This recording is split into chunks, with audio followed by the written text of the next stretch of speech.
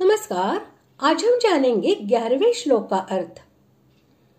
अपने प्रतिज्ञा के अनुसार विज्ञान सहित ज्ञान का वर्णन करते हुए भगवान ने चौथे से छठे श्लोक तक प्रभाव सहित सगुण निराकार स्वरूप का तत्व समझाया।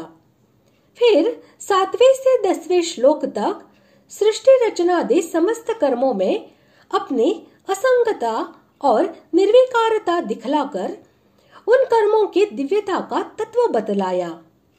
अब अपने सगुण साकार रूप का महत्व, उसकी भक्ति का प्रकार और उसके गुण और प्रभाव का तत्व समझाने के लिए पहले 2 श्लोकों में उसके प्रभाव को न जानने वाले असुर प्रकृति के मनुष्यों की निंदा करते हैं। श्लोक 11। अवजानन्ति मां मूढ़ा मानुषीं तनुमाश्रितं परं भावमजानन्तो मम भूतमहेश्वरम्। श्लोक का अर्थ। मेरे परम भाव को न जानने वाले मूढ़ लोग मनुष्य का शरीर धारण करने वाले मुझे संपूर्ण भूतों के महान ईश्वर को तुच्छ समझते हैं, अर्थात अपने योग माया से संसार के उद्धार के लिए मनुष्य रूप में विचरते हुए मुझे परमेश्वर को साधारण मनुष्य मानते हैं। चौथे से छठे श्लोक तक भगवान के जिस सर्वव्यापकत्व आदि प्रभाव का वर्णन किया गया है, जिसको ऐश्वर्य योग कहा है, तथा 7वें अध्याय के 24वें श्लोक में जिस परम भाव को न जानने की बात कही है, भगवान के उस सर्वोत्तम प्रभाव का ही वाचक यहाँ परम विशेषण के सहित भावम पद है। सर्वाधार, सर्वव्यापी, सर्वशक्तिमान और सबके हर्ता कर्ता परमेश्वर ही सब जीवों पर अनुग्रह करके सबको अपने शरण प्रदान करने और धर्म संस्थापन, भक्त उद्धार आदि अनेकों लीला कार्य करने के लिए अपने योग माया से मनुष्य रूप में अवतीर्ण हुए हैं। इस रहस्य को न समझना और इस पर विश्वास न करना ही उस परम भाव को न जानना है।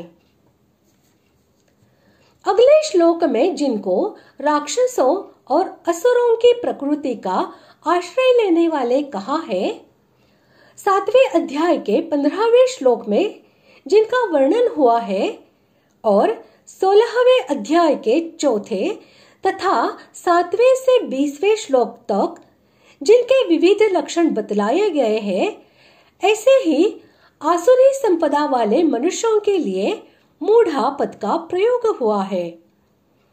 भगवान के उपर्युक्त प्रभाव को न जानने के कारण ब्रह्मा से लेकर कीट पर्यंत समस्त प्राणियों के महान ईश्वर भगवान को अपने जैसा ही एक साधारण मनुष्य मानना एवं इसी कारण उनकी आज्ञा आदि का पालन न करना तथा उन पर अनर्गल दोषारोपण करना, यही उनकी अवज्ञा करना है। जिसकी अध्यक्षता में प्रकृति अनंत ब्रह्मांडों को उत्पन्न और लीन करती है, जिसकी सत्ता स्फूर्ति से संसार में सब कुछ हो रहा है और जिसने कृपा करके अपनी प्राप्ति के लिए मनुष्य शरीर दिया है, ऐसे मुझ सत्य तत्व की मूढ़ लोग अवहेलना करते हैं।